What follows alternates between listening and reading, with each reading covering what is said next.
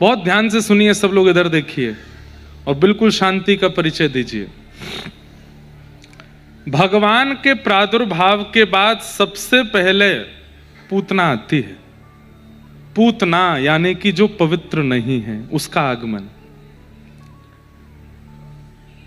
हम लोग जब भक्ति पथ पर आगे चलते हैं तो प्रारंभ के कुछ समय तो बहुत अच्छे रहते हैं, कुछ समय तक बहुत मधुरता लगती है, बहुत अच्छा अच्छा सब कुछ होता है, तिलक लगाने में आनंद आता है, सुबह जल्दी उठने में अच्छा लगता है, ठाकुर जी की सेवा करना, इत्र लगाना, श्रृंगार करना, सब में बहुत अच्छा लगता है प्रारंभिक दिनों में। कुछ दिन बाद पूतना आती है और वो पूतना क्या करती है?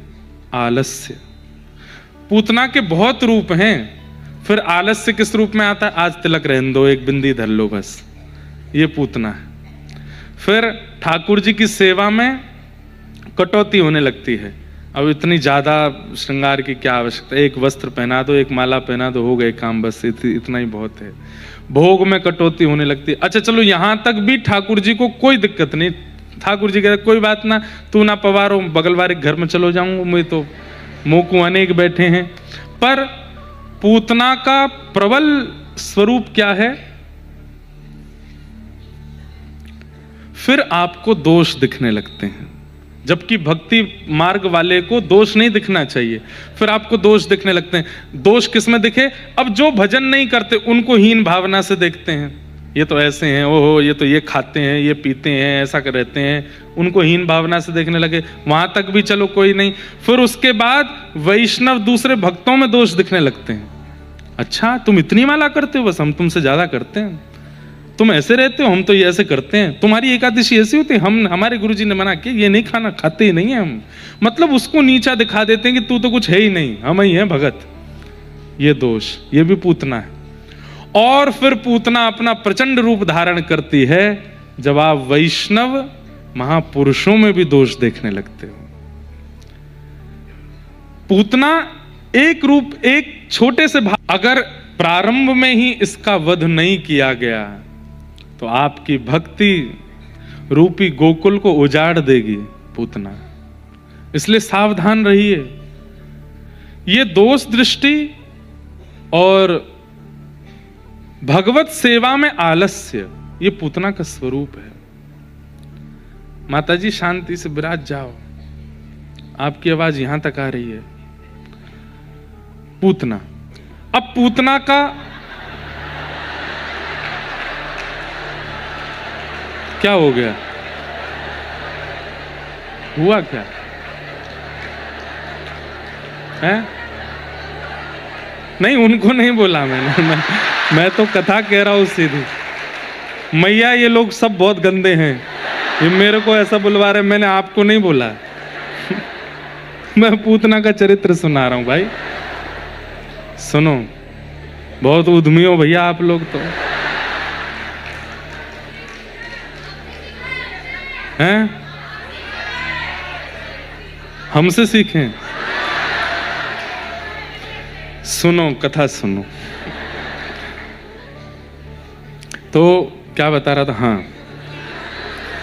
पूतना का स्वरूप भाई सीख लो, थोड़ा सुन लो, ये जीवन में काम आएंगी चीजें। तो प्रथम भक्ति के मार्ग में जो आपके ऊपर आक्रमण करती है उसका नाम है पूतना।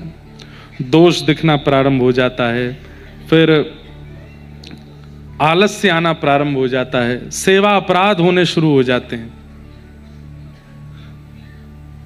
21 प्रकार के सेवा अपराध होते हैं। कितने बताएं? रुको अभी बताते हैं कितने सेवा अपराध होते हैं और उन सब सेवा अपराधों से कैसे बचा जाए। 32 प्रकार के होते हैं सेवा अपराध। उसमें कुछ बता देते हैं क्योंकि विस्तार बहुत हो जाएगा, फिर आज गोवर्धन पूजा तक जाना है। सबसे पहला सेवा अपराध सरल है, सब लोग उसका पालन करते हैं। ठाकुर जी के मंदिर में पादुका पहन करके नहीं जाना, ये अपराध है। और केवल मंदिर में ही नहीं, कभी ठाकुर जी की सवारी जा रही है, वारी जा रही है, या ठाकुर जी का कोई उत्सव चल रहा है, उस समय भी प्रणाम करते समय पादुका दूर खड़ी करो, प्रणाम तब करो और फिर वंदन करो। पहला अपराध इससे बचो, पादुका नहीं पहननी ठाकुर जी के सन्मुख। अब लेकिन एक कथा याद आ गई मुझे। श्री नामदेव जी महाराज, नामदेव जी महाराज, उनके गुरुदेव ज्ञानेश्वर जी, ज्ञानदेव जी, उनको तीर्थ यात्रा पर लेकर के गए। और जब तीर्थ यात्रा पर लेकर के जा रहे थे तो आज्ञा की कि मेरे साथ चलो। वो विट्ठल के बिना रहते नहीं थे, विठोबा को देखे बिना रहते नहीं थे। बंधुओं, जब ऐसा होने लग जाए ना आपके साथ कि आप अपने ठाकुर जी को देखे बिना रह नहीं सकते, अब कहीं भी आना जाना भी नहीं सुहारा, तो ये मत सोचिए कि आप नहीं रह सकते, वो नहीं रह पा रहे आपके बिना। यही बात है। वृंदावन से लौटने में प्राण निकलने की स्थिति हो जाती है, तो यही सोचो कि ठाकुर जी नहीं चाह रहे कि आप जाओ। तो बहुत व्याकुल हो गए श्री नामदेव जी महाराज, मैं कैसे जाऊंगा, गुरु आज्ञा टाल भी नहीं सकता, तीर्थ यात्रा पर जाना भी है। प्रातः काल का समय हुआ तो रोते हुए श्री नामदेव जी गए और गुरुदेव से बोले, गुरुदेव मैं क्षमा मांगते हुए आपसे आज्ञा लेना चाहता हूं, क्या मेरे प्राण निकल जाएंगे, मैं विठोबा के बिना रह नहीं सकता, मुझे इनको देखे बगैर रहा नहीं जाता। आप तीर्थ यात्रा पर जाने की आज्ञा दे दी है, अब मैं क्या करूं, मैं आपकी आज्ञा भी नहीं टालना चाहता, इनको छोड़ के जाना भी नहीं चाहता। तो नामदेव जी ने एक बात कही, आप एक काम करिए। गुरुदेव बोले, क्या? विठोबा अगर कह देंगे कि इसको ले जाओ तो मैं चल दूंगा, आप उनसे आज्ञा ले लो। तो ज्ञानदेव जी नामदेव जी को लेकर के गए विठोबा के पास। ठाकुर जी बोलते थे, कुछ प्रियजनों से बात करते थे। ठाकुर जी खड़े हैं, कहो। बोले कि मैं नामदेव को ले जाऊं। जैसे ही कहा नामदेव को ले जाऊं, ठाकुर जी के नेत्र सजल हो गए। बोले, मेरा मन नहीं लगेगा इसको देखे बिना। कहाँ ले जा रहे हो? बोले, तीर्थ। सब तीर्थों में मैं ही तो हूं, मैं यहाँ बैठा हूं, इसको देखने दो। नहीं, मेरी तीर्थ यात्रा की इच्छा है और ये मेरा अच्छे से ध्यान रखते हैं, तो आप आज्ञा कर दो, इनको ले जाऊं। ठाकुर जी नामदेव जी की ओर देखने लगे। नामदेव जी मना कर रहे हैं, मना कर दो। ठाकुर जी तुरंत बोले, ठीक है ले जाओ, लेकिन मेरे नामा को जल्दी ले आना, मेरा मन नहीं लगेगा। मैं सोच करके बहुत व्याकुल। यही कथा चतुर्भुज दास की है, बस वहां ठाकुर जी से आज्ञा नहीं ली गई है, तभी उन्होंने वो पद गाया, गोवर्धन वासी सांवरे तुम बिन रहो न जाए।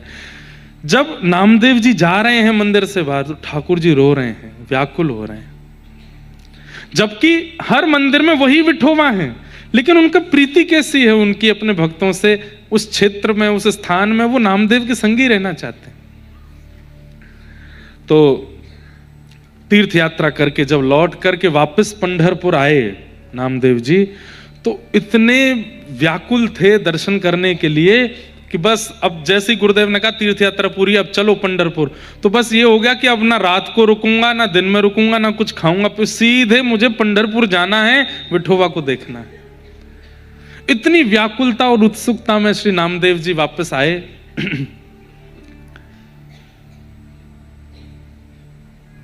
लौट करके जैसे पंढरपुर आए तो पंढरपुर में प्रवेश करते ही वो पादुका उतार देते थे, परिक्रमा करके मंदिर में जाते थे तो पादुका उतार के अपने स्वाफी में बांध करके कमर पे बांध ली। परिक्रमा करके जैसे मंदिर में प्रवेश करने लगे, भूल गए कि मुझे ये उतारनी है। इतने उत्सुकता में थे, इतने ज्यादा व्याकुल हो रहे थे ठाकुर जी से मिलने को, भूल गए कि मुझे पादुका छोड़नी है और पादुका सहित भीतर प्रवेश कर गए। जैसे ही देखा कि कमर पर पादुका, लोगों ने देखा, लोगों ने ये नहीं देखा कि उनके भाव कैसे, उनकी स्थिति कैसी। इतने व्याकुल होकर के पंढरीनाथ को देख करके भाव विभोर नृत्य करने लगे, कुछ पद गाने लगे। लोगों ने कहा, पाखंडी, इसकी इतनी भी स्थिति नहीं है कि पादुका तो बाहर छोड़ के आया, तो कमर पे बांध के आया है कि कोई उठा के ना ले जाए, कि कोई चोरी ना कर ले। जबकि ऐसा नहीं था, वो उत्सुकता में पहन के आ गए, धर के आ गए साथ में। लोगों ने उनको मारपीट करनी शुरू कर दी, निकाल के मंदिर से बाहर कर दिया। ये दृश्य देख करके कबीरदास जी वहीं खड़े थे, उन्होंने कहा, अरे नामदेव जी, हमारे तो गले सूख गए इनका कीर्तन गाते गाते, हमारे पैर छिल गए इनकी यात्राएं करते करते, और हमसे एक अपराध बन जाता, ठाकुर जी कभी हमारे लिए स्टैंड नहीं लेते, कभी हमारे लिए आड़े नहीं आते। देखो आज तुम इतने दिन बाद आए, सब लोग तुमको मारपीट करने लगे और ठाकुर जी खड़े रहे, कुछ नहीं किया, तुम चलो मेरे साथ। और नामदेव जी के साथ कबीरदास जी एक कोने में चले गए, वहां बैठ के नामदेव जी बोले मैं तो दर्शन को बहुत व्याकुल हूं, एक क्षण दिखे थे उसके बाद दिखे नहीं। फिर नामदेव जी खड़े होकर के कोई कीर्तन करने लगे, गाने लगे। भीतर खड़े खड़े ठाकुर जी को इतना क्रोध आया, मेरा नामा इतने दिन बाद आया और उसको ऐसे बिना दर्शन बिना मुझसे मिले भगा दिया। लाखों की तादाद में पब्लिक सामने दर्शन के लिए खड़ी थी, दक्षिण मुख की ओर नामदेव जी बैठ करके कीर्तन कर रहे थे। जैसे पलक झपकी सब दर्शनार्थियों ने, केवल पलक झपकते ही ठाकुर जी ने अपने मंदिर का पूरा स्ट्रक्चर ही नामदेव जी की ओर मोड़ दिया। दुनिया खड़ी रही सामने, दुनिया खड़ी रही सामने दर्शन करने के लिए, और सबने जैसे पलक झपकी तो सामने दीवार आ गई, पंडरीनाथ अंतर्ध्यान हो गए और सब इधर उधर, ये क्या हुआ, ये क्या हुआ। तभी देखा कि जहां नामदेव जी बैठ करके कीर्तन कर रहे थे, ठीक उनके सामने श्री पंडरीनाथ खड़े होके, नामदेव और पंडरीनाथ जी बीच में कोई नहीं, बस दर्शन कर रहे हैं। ऐसे श्री नामदेव जी। आज भी पंडरीनाथ जी का मंदिर उसी दिशा में दक्षिण मुखी है, जबकि दक्षिण मुखी मंदिर कम होते हैं, पर नामदेव जी वहां बैठे थे इसलिए ठाकुर जी ने अपने मंदिर का मुख ही बदल दिया।